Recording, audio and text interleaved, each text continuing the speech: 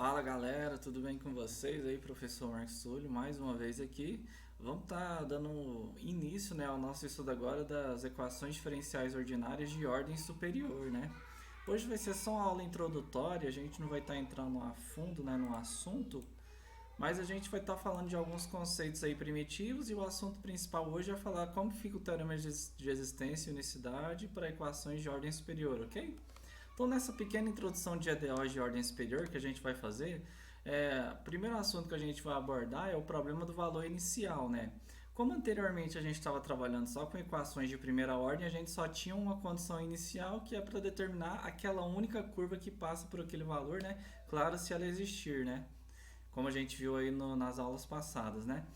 Só que agora a gente vai estar com uma equação diferencial de ordem n, né? Pelo menos maior do que 1, né? De ordem 2, 3, 4 e assim sucessivamente. A gente está aqui com uma equação geral e veja que vocês vão relembrar dessa definição, né? Aqui está justamente uma equação diferencial ordinária de ordem n linear, né? Tá vendo que os coeficientes são todos dependentes da variável independente, né?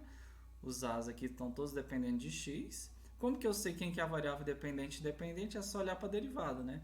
O y está derivando em função de x, então y é dependente e x é independente, né? Então, para a gente não ficar apegado ao y e x, né? Independente da letra, a gente saber o que a gente está fazendo, né? E do lado de cá tem uma função que depende de x. Isso aqui é justamente a definição de uma equação linear de ordem n, né? Quando a gente vai trabalhar com equações de ordem superior, a gente vai trabalhar em geral com equações lineares, ok? Porque quando a equação é não linear, a gente, em geral, não tem técnica fechada para resolver essas EDOs, né? Então, vai depender de cada caso, né? Então, a gente vai se ater aqui no nosso curso às equações de ordem superior lineares, ok?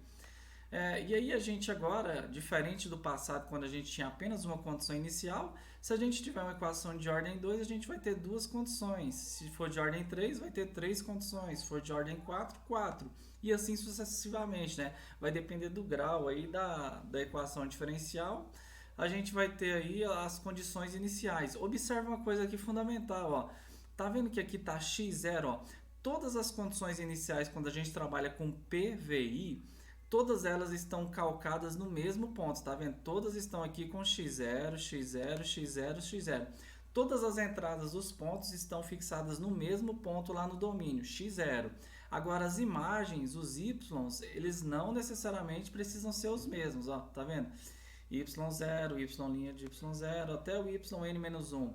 Então, as imagens desses pontos não precisam ser as mesmas, mas o domínio ali, quando a gente trabalha com PVI, precisa ser o mesmo ponto, tá bom?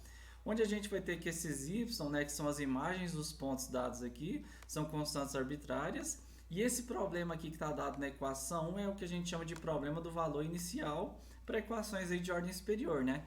Relembrando que quando a gente estava de primeira ordem só tinha uma condição inicial, né? Agora, à medida que a ordem da equação for aumentando, a gente vai ter mais condições iniciais, né? Ok? E esses valores específicos y, x0, y0 são chamados as condições iniciais e o nosso objetivo continua o mesmo, né? A gente procura soluções para esses problemas em algum intervalo da reta contendo esse ponto de estudo, né? Então, isso é o que a gente chama de problema do valor inicial agora, né? Novamente, se atente que todos os pontos aqui no domínio, né, dessa solução estão calcados no mesmo ponto, x0. As imagens podem ser outros pontos, ok? Isso é importante para o que a gente vai ver agora na aula, ok? A gente tem um caso especial aqui que é um PVI de segunda ordem, né? Que é o que a gente vai trabalhar bastante, né? Que quando a gente tem uma equação linear de segunda ordem, a gente consegue dar até uma interpretação geométrica para o PVI, né? Que como que fica? Ó, uma equação de segunda ordem a gente vai ter assim, A2 de x, uma equação linear de segunda ordem, onde a gente vai ter duas condições iniciais. Ó, observe que... peguei o lápis. Observe que aqui o ponto no domínio é o mesmo, né? Isso vai caracterizar o PVI, né? Você vai ter uma condição y0, x0 e y até sempre uma derivada de ordem menos 1, né? Perceba que aqui a equação é de ordem 2, né? E a gente tem aqui uma condição inicial que é dada sobre a função e sobre a derivada de primeira ordem, né? Não sei se vocês perceberam isso, só retornando aqui à tela anterior. Perceba aqui que as condições iniciais, ó, você tem uma equação de ordem n, ok? Mas as condições iniciais são dadas até a ordem n menos 1, tranquilo? Lembrando que aqui a gente tem N condições porque está começando do zero, né? Então perceba isso sempre em seus problemas, né? Então, ó, quando a gente olha para esse problema de segunda ordem, a gente quer encontrar uma função que satisfaça a equação diferencial I, né? Aquela diferencial em um intervalo da reta cujo gráfico passa por esse ponto, né? x0 e y0. E a gente tem uma interpretação geométrica para esse segundo ponto, né? Lá do curso de cálculo, quando você deriva uma função, né, que é a solução do problema, e substitui no ponto dado, isso dá justamente a inclinação da reta tangente nesse ponto, né? Então aqui nessa figura a gente tem várias soluções do nosso problema, da nossa EDO. Tem uma, duas, três, quatro, cinco soluções aqui descritas, né? E aí a gente está querendo determinar que passa por esse ponto x0 e y0. Quando você dá essa condição y0 de x0 igual a y', você está determinando justamente a inclinação da reta tangente no ponto dessa solução, né? Então isso é uma boa interpretação geométrica para quando a gente trabalha com equação linear de segunda ordem, né? E resolvendo um PVI, né? A gente tem uma solução aqui que passa pelo ponto e tem também a inclinação da reta tangente no ponto, né? Ok? Beleza. E aí a gente vai gastar o resto do nosso tempo falando sobre como que fica o teorema de existência e unicidade, né, de soluções, o famoso TEU, que a gente chamou lá, só que agora para a ordem superior. Veja que a condição aqui vai ser um pouquinho mais fácil de se olhar, né? A gente vai ter, ó, sejam an-1 até o a1, a0 e g de x funções contínuas em um intervalo i, onde, olha, essa condição aqui é fundamental. O coeficiente do AN, que é aquele que acompanha a EDO de maior ordem, ele tem que ser diferente de zero para todo x nesse intervalo, né? Se o x igual a x0 é algum ponto desse intervalo, então existe uma única solução, y passando para o problema do valor inicial 1 nesse intervalo, né? Deixa eu só retornar aqui na primeira equação para vocês entenderem o que está dizendo o teorema de existência e unicidade, ó. Tudo baseado nessa equação 1, ó. Tá vendo? Deixa eu só clicar aqui. A gente tem aqui, ó, todos os nossos coeficientes, onde o AN não pode ser zero de jeito nenhum, né? Contendo um intervalo nesse ponto. AN diferente de zero. Todos os demais coeficientes têm que ser contínuos em algum intervalo da reta contendo esse ponto. E a g de x, que é a função que não acompanha y em suas derivadas, que está sempre do lado de cada igualdade, também tem que ser contínua nesse intervalo. Se você tiver todas essas hipóteses satisfeitas, então o teorema de existência e unicidade de solução vai garantir que essa equação possui uma única solução passando por aquele ponto dado, ok? Então vamos voltar aqui para o teu.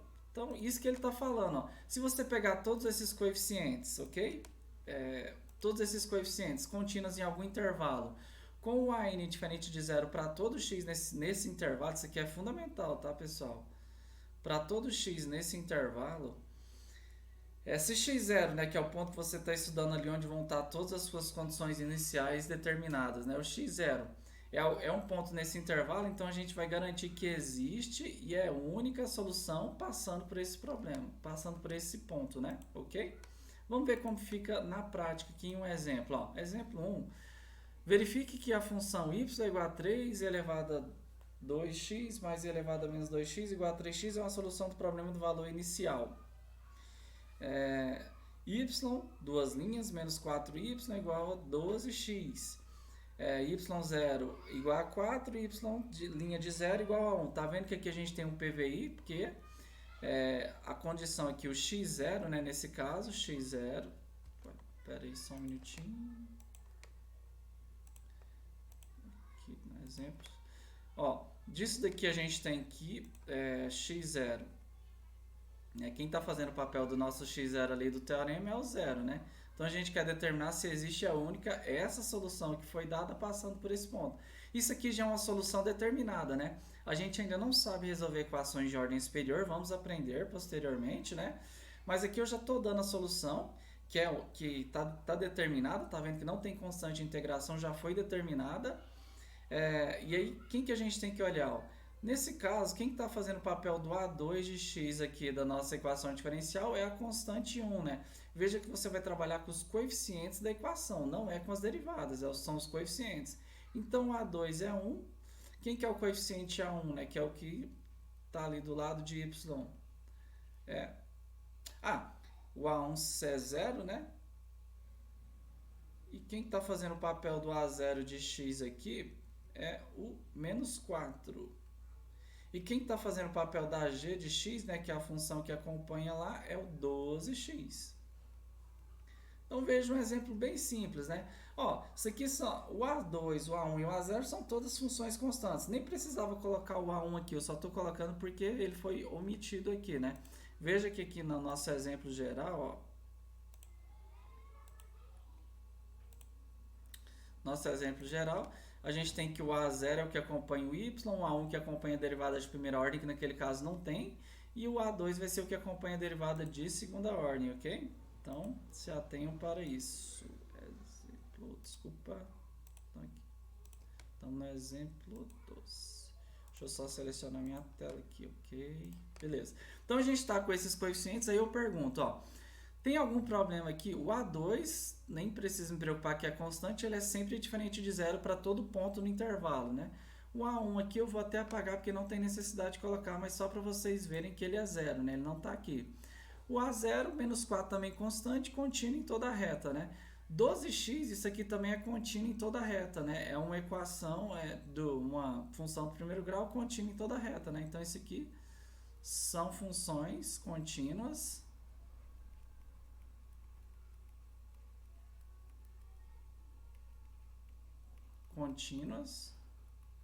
em R, né? Em toda a reta, isso aqui é contínuo sempre, ok? Então aí, ó, vamos olhar aqui para o teorema de existência e unicidade. Você garantiu que são contínuas não só no intervalo, mas em toda a reta, e também o AN, né, que é o coeficiente da derivada de maior ordem, é diferente de zero para todo x aqui da reta, né? Então x0, que no caso aqui é zero, né? Um ponto nesse intervalo, a gente tem pelo teorema de existência e unicidade, teorema de existência e unicidade, que y, né, que é essa solução que é dada aqui, que y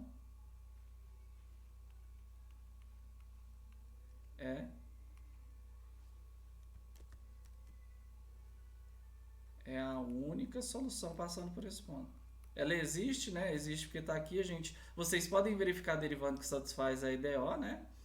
Aqui, então, ela existe, é a única solução que satisfaz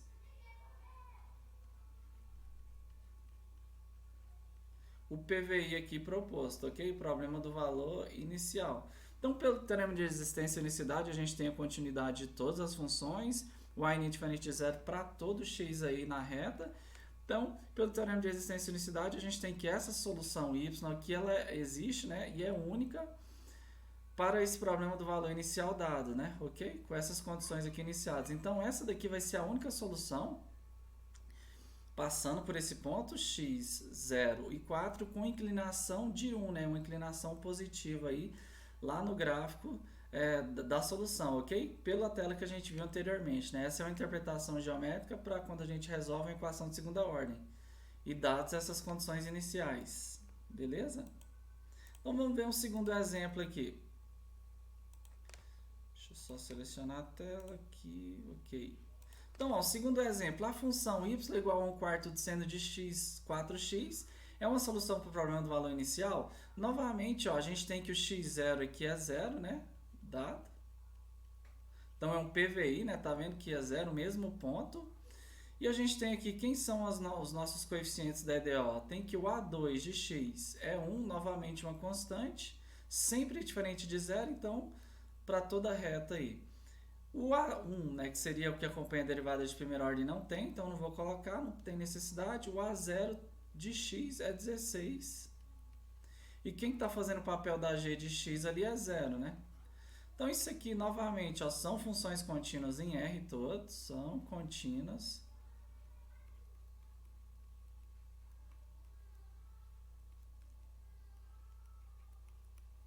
São contínuas em R. O A1 também é diferente de zero para todo ponto na reta, então logo pelo teorema de existência e unicidade, y de x é a única solução do PVI. Então vocês podem verificar aqui derivando duas vezes, mais 16y, que é a solução, né? Fato. A gente ainda vai ver como determinar essas soluções futuramente, né? E a gente tem pelo teorema de existência e unicidade como as hipóteses são satisfeitas, funções contínuas na reta e o A2, né, que é a derivada de maior ordem, o coeficiente da derivada de maior ordem sempre diferente de zero para todo ponto.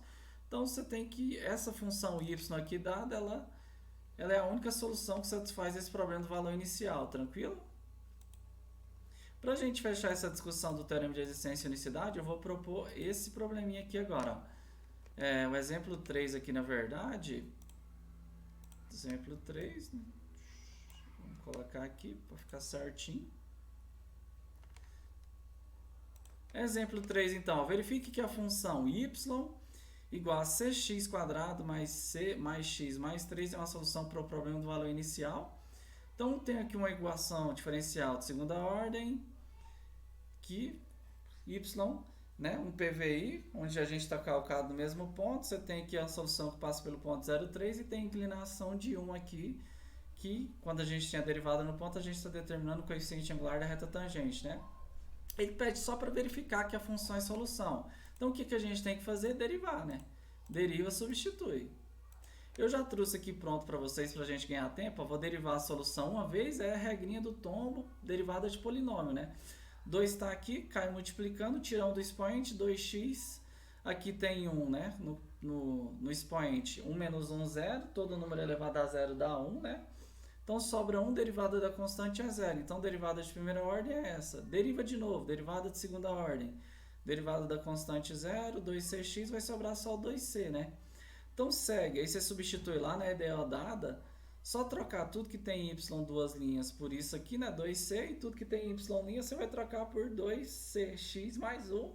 Fazendo as continhas, você vai verificar que vai dar igualdade aí e é solução. Então, donde y é a solução da ideal. Tranquilo? Só derivar e substituir sem segredo. E aí, você olhando as condições iniciais, y de 0 igual a 3 e y de 0 igual a 1, quando você substitui lá na sua função, né, que é, você tem y de 0 igual a 3, toma cuidado para não cometer esse erro. Ó. Você vem aqui na y, que é dada, e substitui o 0. Ó. Dá para ver claramente que vai zerar aqui e vai ficar 3. Como a imagem do 3, né, o y de 0 é 3, vai ficar 0 igual a 0. Então, satisfaz. O y' de 0 igual a 1, aí você vai na derivada, não é na y de novo, ok? Então, você deriva a sua solução, ok? E aí você substitui aqui, que seria y' essa daqui. Novamente, o x igual a 0 vai anular, você tem que o y' de 0 é 1, e aqui 1 igual a 1 vai dar 0, está satisfeito, ok? E com isso você vai ter as suas condições sendo utilizadas. Aí o que eu quero chegar com essa conclusão? Ele não está pedindo aqui, mas vamos analisar o teu nesse caso. Ó. Aqui você teria que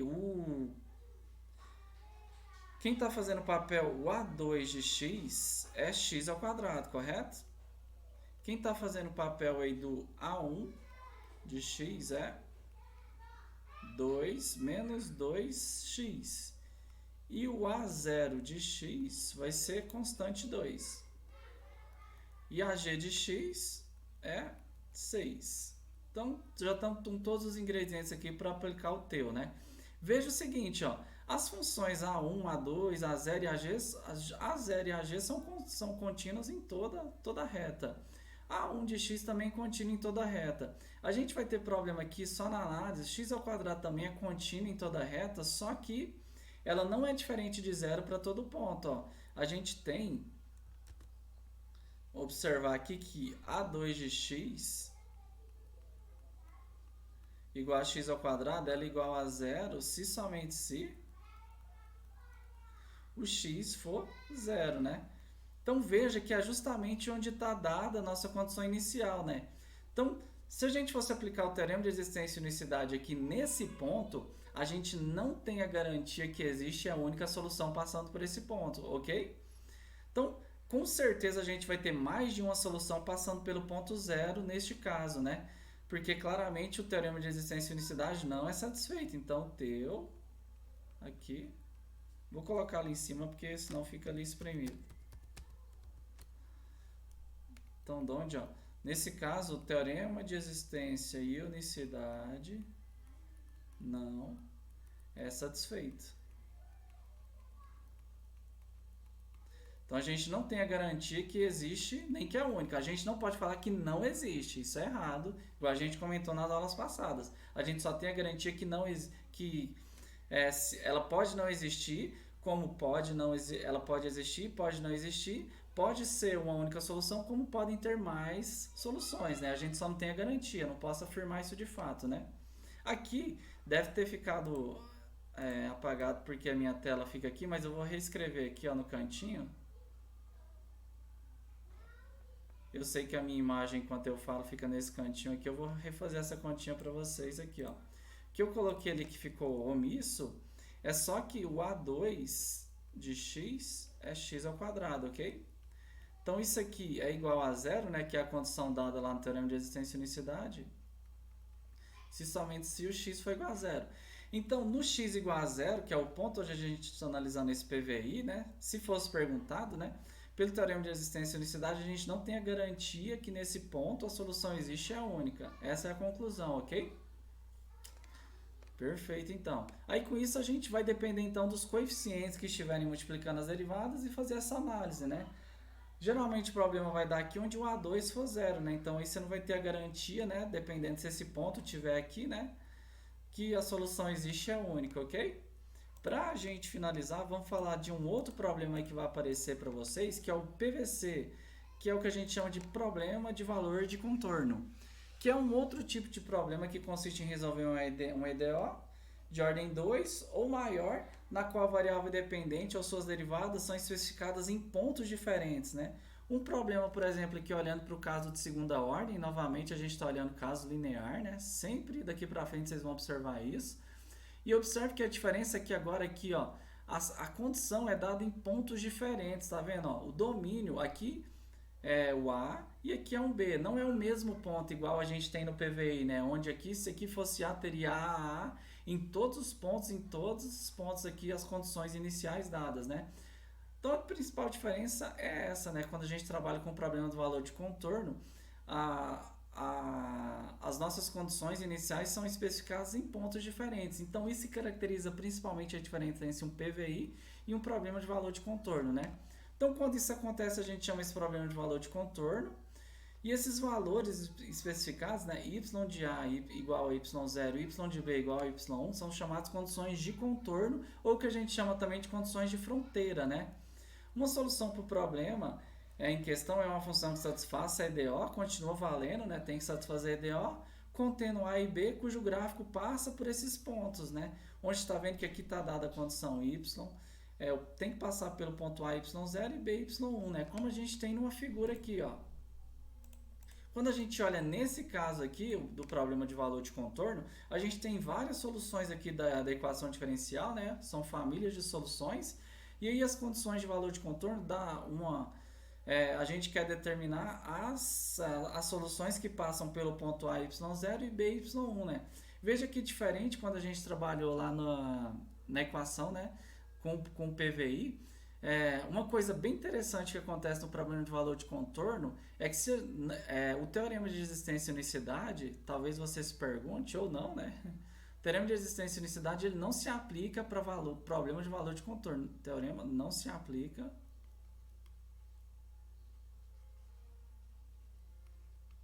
em problemas de valor de contorno, ok? A gente só aplica o teorema de existência e unicidade em problemas do valor inicial, ou seja, quando a gente tem aqui no mesmo ponto, né, todas as condições iniciais, o ponto do domínio é o mesmo. Aí você pode aplicar teorema de existência e unicidade. Não aplica para problema de valor de contorno, né? Quando a gente tem ali as condições iniciais dadas em pontos diferentes, né?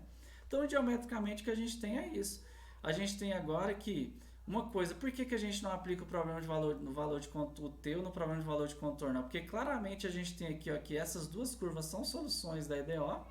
E elas estão passando aqui pelos pontos e satisfazem. Então a gente não tem como garantir mais unicidade, né, da solução com o teu, né? Então é isso, né? E uma coisa também interessante que acontece é que a gente pode ter outras condições de contorno, né? Para uma equação de segunda ordem, por exemplo, a gente pode ter condições de contorno aqui, ó, tá vendo que os pontos são diferentes, não?